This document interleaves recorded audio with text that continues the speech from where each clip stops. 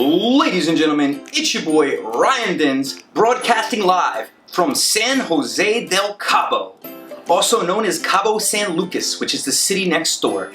It is completely wonderful, and I'm having a great time right now, but I'm still working, and I'm still investing. I do admit I work pretty hard, so I am not just earning passive income, but I'm earning some passive income from my stock portfolio investments.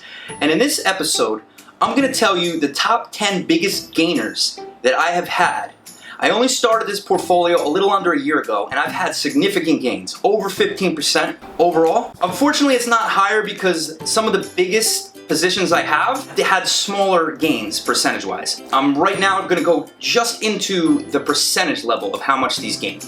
So make sure you hit the like and subscribe button because we're going to be having many knowledge bombs every week. So let's go. Woo! All right, the biggest percentage gain that I have right now is from JP Morgan. Now, unfortunately, I only own 2 shares of that, which is like nothing, but I bought them right around $100, and now they're, a little over $160, which is significant. So overall, it is a 60% gain. I use Fidelity as my broker, so the numbers are very clear. You can see exactly how much they've gained over time. That's a beautiful gain right there, but you might say, well, why do you only own 2 shares? Because right after I bought it, it darted up. Once it had some gains, it wasn't really in a good buy position anymore, so I was unable to buy more. I was a little bit wrong in this. I should have been buying when it was still under 130, but how was I to know that it was going to go up so significantly? The second biggest gains I've also had, which is also 60%. So these two are exactly the same. It's like 0.1 difference, so no real difference. But luckily this one I own a decent amount of, and it is Iron Mountain. I sold half of it. I sort of regret it right now because it went up a lot more after I bought it. So unfortunately I wasn't able to gain as much as possible, but 60% is good. I did make a lot of money on this. Iron Mountain is sort of like a REIT. It's technically a REIT. It's a little different as it's a data storage company. The next one is Psec. I gained about 47% in this. I don't know too much about it. I only own $90 worth of it, which is nothing. As you can see, there's a theme here. Unfortunately, some of my biggest gainers, I've hardly owned any of them, so I didn't really profit all that much.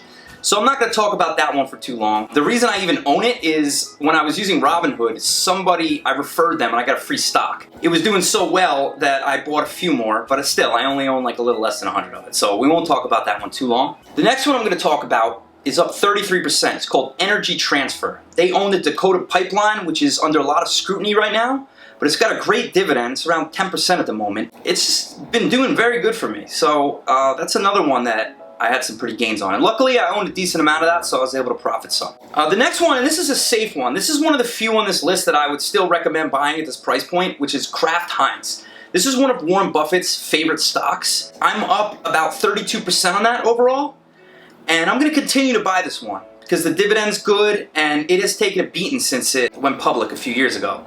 I feel like it is definitely going to go up maybe 20-30% more in the next couple years, so you might want to look at that one. RTX, the defense contractor. I'm up about 30% on this overall. It's a big company. It deals a lot with space, a lot with military equipment. They're basically the technology running spaceships and as well as the military. And the United States government has a contract with them, so the United States government, for some reason, just has an endless supply of trillions of dollars that they continually waste. So you can believe that as long as we keep warmongering, it will continue to go up, which is a great thing. Not war, but me getting money. You guys get money. That's a good thing. All right, the next one I want to talk about is Main Street. Maine is a REIT. The thing I like about this is you get monthly payments. Every single month you get a dividend payment, which is fantastic. It still has a little bit of room to grow, despite it being up 27% overall for me. I would still take a look at this one. Like I said, most of these are up too much. You don't want to be looking at it, but this is one that I would consider buying at this price point. Also, another one that's up 25% for me, and you still might want to take a look at it, although I think it's a little bit high right now, is AbbVie. AbbVie makes Humira. They're a major drug company, and despite it being 25% up for me, it's a little bit high at 115, but if it goes below 110, and especially if it starts peeking its head around the 100 mark, if it goes back to 100, I'm going to buy a lot of it. And luckily, AbbVie for me, I own a ton of it. It is, I believe at this moment, my 3rd biggest position, so I've seen some decent profit on this one. I look forward to the growth in the future. Now, another REIT that is up 16% for me is O Realty. O Realty also has a monthly dividend, which is fantastic. Everybody loves those monthly dividends. You keep getting those monthly dividends every month. It just feels good, you know? You get that money. It has a great dividend yield. As things open back up and COVID stops being such a pain to everyone, I think it's going to see a lot of growth because it didn't get beaten down as much as I thought it would when a lot of businesses were closed because not too many of their businesses were affected, besides movie theaters and gyms, but that's only a very small percentage of their business. Most businesses that they owned continue to stay open. And last but not least, Altria Group. I'm up 14% overall on Altria Group. It's got a great dividend yield. I don't like supporting it morally because tobacco kills people, because they're the cigarette company that supplies tobacco products to the United States. However, at this price point, I still think it has a lot of room to grow. This is one of the top ones out of the list that I would recommend still buying at this price. So that was just a quick video for you. Those are the 10 stocks that I've seen the most gains on. Now, I'm not saying buy these ones. There's better deals out there, ones that haven't really broken out that much. But the ones that I said have room to grow, I believe still have room to grow. The ones at the top of the list, like JP Morgan and stocks like that, you don't want to touch them. They've been overextended. Unfortunately, a lot of the stocks that I own a lot of, Apple, Microsoft, T, they haven't really done too much for me. But they will continue to have dividend raises. They do see long-term growth, so I am not worried.